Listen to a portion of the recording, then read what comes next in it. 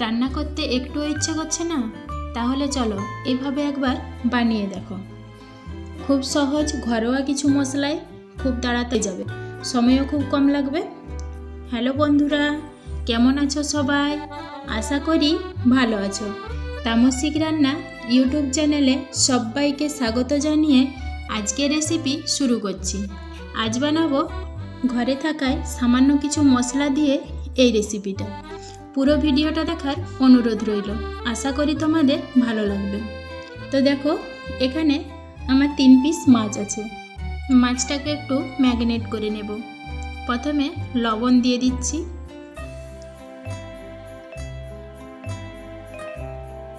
দিয়ে দিচ্ছি হলুদ গুঁড়ো,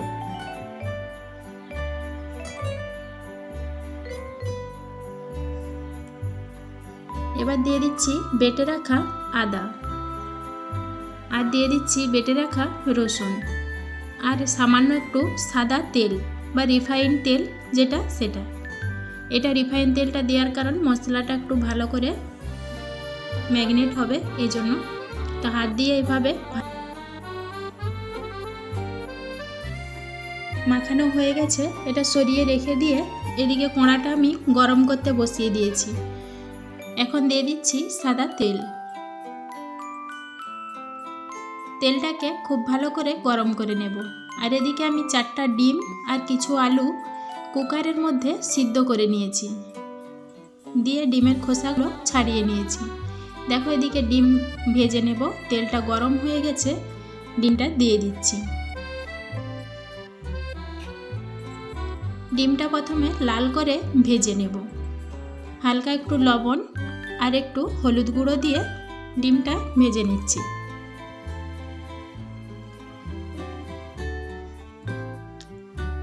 তো দেখো, ডিমটা ভাজা হয়ে গেছে, এখন তুলে নিচ্ছি। ডিমটা তুলে নিয়েছি, ওই তেলের মধ্যে আলুগুলো ভেজে নেব।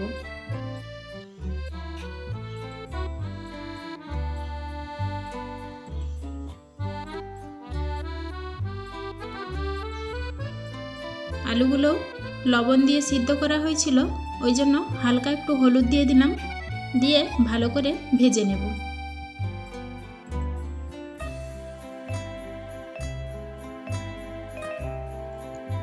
আলুটা এদিকে ভাজা হোক, তখনকে এদিকে চালটা আমি একটু ধুয়ে নেব।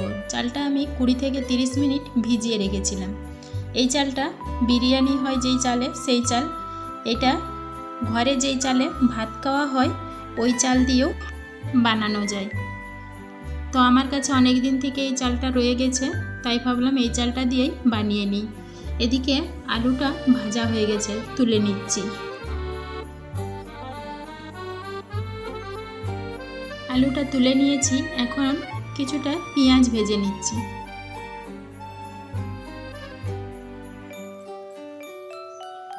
পেঁয়াজটাও বেরেস্তা করে একটু ভেজে নেব।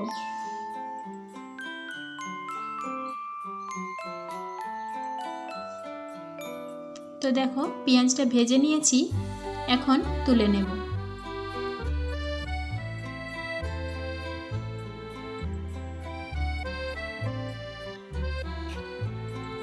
তুলে নিয়েছি, এখন ওই তেলেই ভেজে নিচ্ছি মাছ।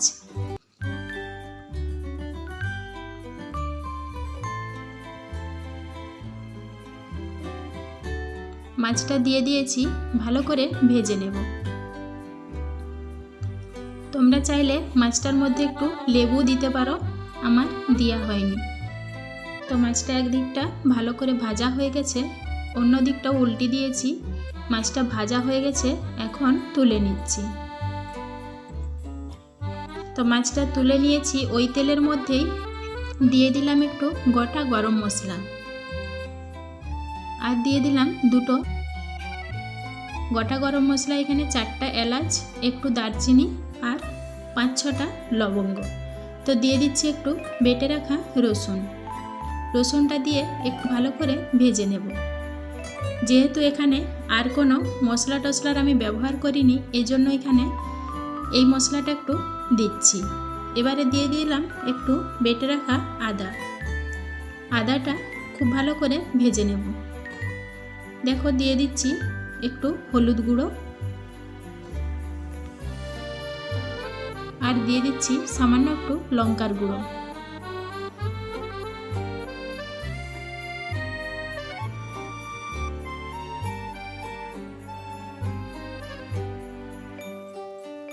দিয়ে দিচ্ছি জিরে গুঁড়ো। মশলার সাথে লঙ্কা আর হলুদটা একটু মিশিয়ে নিয়ে দিয়ে দিচ্ছি জিরের গুঁড়ো আর ধনের গুঁড়ো। এবারে তেলের সঙ্গে ভালোভাবে মিশিয়ে নেব। তেলের সাথে খুব ভালোভাবে মিশিয়ে নিয়ে দিয়ে দিচ্ছি আদা আর রসুন ধোয়া একটু জল। ওই যে প্লেটটায় রেখেছিলাম ওইটাই একটু লেগেছিল, তো ওই জন্য ধুয়ে দিয়ে দিচ্ছি। এবারে দিয়ে দিচ্ছি পরিমাণ মতো লবণ। মশলাটা একটু ভালোভাবে কষিয়ে নেব। মশলাটা দেখো কষানো হয়ে গেছে খুব ভালো করে। এবারে দিয়ে দেব ধুয়ে রাখা চাল।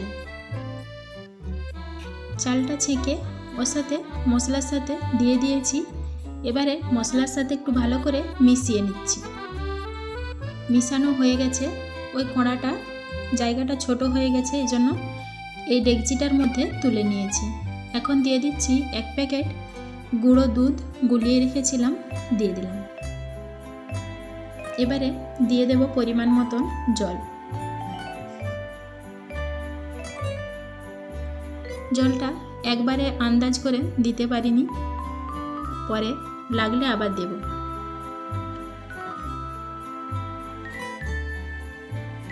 দেখো এই পরিমাণ জলটা দিয়েছি, পরে আমাকে আরও জল দিতে হবে। তো এটা ফুটুক।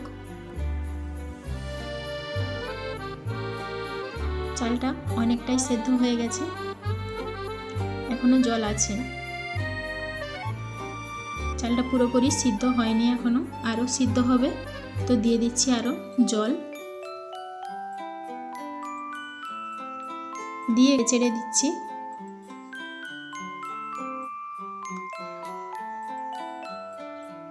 দিয়ে এখন দিয়ে দিচ্ছি ভেজে রাখা আলু। আলুটা দিয়ে দিয়েছি। এখন দিয়ে দিচ্ছি ডিম। ডিমগুলো দিয়ে একটু ভালোভাবে নেড়ে চেড়ে দেব। দেখো একটু মিশিয়ে নিয়েছি। মিশিয়ে নিয়ে এখন আবারও ঢাকা দিয়ে দেব। ঢাকা দিয়ে আরও কিছুক্ষণ সিদ্ধ করে নেব। আবারও কিছুক্ষণ পরে ঢাকা খুলে একটু নেড়ে চেড়ে নেব।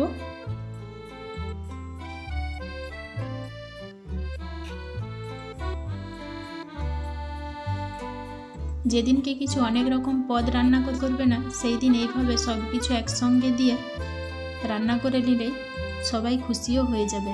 দিয়ে দিলাম ভেজে রাখা মাছ আর দিয়ে দিচ্ছি ভেজে রাখা পেঁয়াজ উপর থেকে, দিয়ে ঢাকা দিয়ে দেব। আরও একটুক্ষণ সিদ্ধ করে নেব।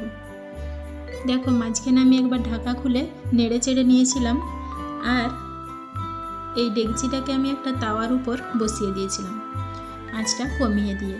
এখন দিয়ে দিচ্ছি হালকা করে একটু ঘি, আর দিয়ে দিচ্ছি উপর থেকে ধনেপাতা কুচি। তাওয়ার উপরে যখন বসিয়েছি আঁচটা একদম, তো ঘি আর ধনেপাতা দিয়ে একটুক্ষণ ঢাকা দিয়ে নামিয়ে নিয়েছি। দেখো কত সুন্দর ঝরঝরে হয়ে গেছে। দুপুরে হোক বা রাতে খেয়ে প্রশংসা করবে তোমার। এইভাবে একবার বানিয়ে দেখো।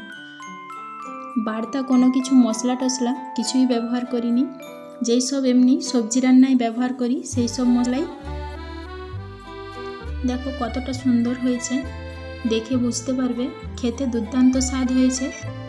বাড়ির প্রত্যেকে খেয়ে খুব খুশি হয়েছে। তো তোমাদের যদি রেসিপিটা ভালো লাগে তো একবার বানিয়ে দেখো। তাহলে বন্ধুরা আজকের ভিডিও এখানেই শেষ করলাম। এতক্ষণ দেখছিলে তামসিক রান্না ইউটিউব চ্যানেল। তো আজকের রেসিপি তোমাদের কেমন লাগলো জানিও। যদি ভালো লেগে থাকে লাইক কমেন্ট শেয়ার করে দিও। এইরকম আরও ভিডিও পেতে চ্যানেলটাকে সাবস্ক্রাইব করে দিও। দেখা হবে আবার একটা ভিডিওয়। ততক্ষণ সকলে ভালো থেকো, সুস্থ থেকো।